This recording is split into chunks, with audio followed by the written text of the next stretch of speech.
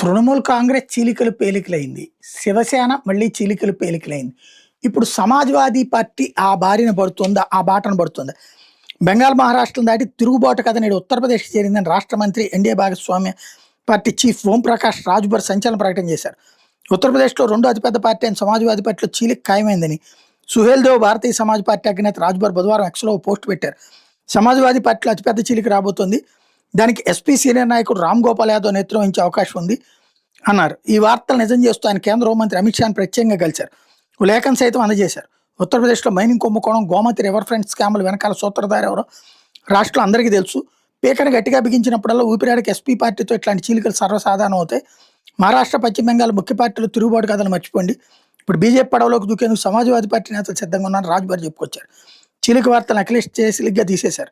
రాష్ట్రంలో మా ఎమ్మెల్యేలు, ఎమ్మెల్సీ చివరికి రాజ్యసభ సభ్యులను సైతం గతంలో లాగేసుకున్నారు. కొందరు ఇష్టంతో పార్టీ మారితే, కొందరు డబ్బుల కోసం, మరి కొందరు కేసులు భయంతో పార్టీని వీడారు. కొందరికి భయం ఎక్కువ. ఇప్పటికీ భయపడేవాళ్ళు పార్టీ నుంచి నిరభ్యంతరంగా వెళ్ళిపోవచ్చు అంటూ మీడియా సమావేశంలో చెప్పుకొచ్చారు.